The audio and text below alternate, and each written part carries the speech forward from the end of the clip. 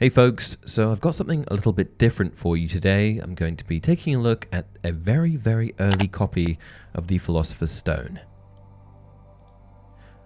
Here it is in all its glory. Now, this is a plotline that was written sometime around 1991, and I believe this plotline was scrapped shortly thereafter.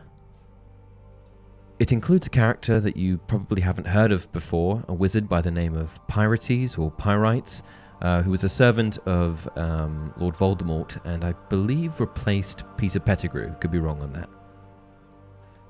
Now, this is obviously a bit of a mess to read, so I was able to find a transcription, and I'll go through that with you guys now. This passage essentially shows Harry, Ron, and Hermione having a conversation about Nicholas Flamel, the Philosopher's Stone, Harry's parents, and Pyrates, or Pyrites, however you say it. Here we go. "So this Flamel bloke found the stone," said Ron. "No, he made it," said Harry. "He was an alchemist, which means someone who turns base metals into gold," said Hermione. She had that old proving I know more than everyone else look on her face. The other two noticed. "Of course, I read about this in Alchemy, Ancient Art and Science by Argo Pyrates. I missed that one myself," muttered Ron. "And, of course, it's some of the most difficult magic you can do.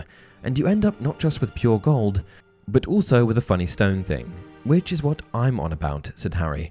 "The Philosopher's Stone, yes. And it works too. It kept Nicholas Flamel and his wife alive for about 500 years. "What?" "I know," said Harry, "but it's true. He was spotted at the opera in Paris in 1762, and he was born back in 13-something. Ron whistled. "But he's dead now?" he asked. "Of course," said Harry. "Someone stole his stone so he couldn't make any more elixir of life, could he? It takes a while to make another stone, and by that time, I suppose, he was just too old to live without his elixir until a new stone was ready. And now I'll tell you something else really weird that I haven't told you up to now. The stone was found in my parents' safe at Gringotts Bank."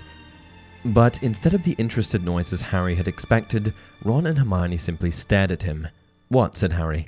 Ron cleared his throat, opened his mouth to speak, but shut it again. "What?" said Harry. "Well, Harry," said Hermione, "You mean what?" He stared at them both as they shuffled their feet and tried not to look him in the eye. "You don't think," he said suddenly and rather angrily, "that my parents stole the stone?" Said Ron. "Look," said Harry furiously, "that's like saying they murdered Flamel. Oh, Harry, we never thought—" "Not much you didn't," said Harry. "I didn't know how it got in there, but the stone wasn't put there by them." "Right," said Ron quickly. "I'm sure you're right. There must be an obvious explanation," said Hermione. Harry wasn't at all convinced that they meant it, but at that moment the bell rang, which put an end to the conversation. What's particularly interesting about this plotline is that Harry, Ron, and Hermione are speaking about Flamel as if he's already dead, and as we know in the genuine plotline from Philosopher's Stone, Flamel is alive and well, and he only dies later on after the Philosopher's Stone is destroyed. The passage also paints Harry's parents in a bit of a weird light, almost suggesting that they stole the stone from Nicholas Flamel, which is very unusual indeed. Anyway, that's it for now. Just wanted to share this passage with you guys as I thought it was an interesting part of Harry Potter history. Until next time, remember, it does not do to dwell on dreams and forget to live.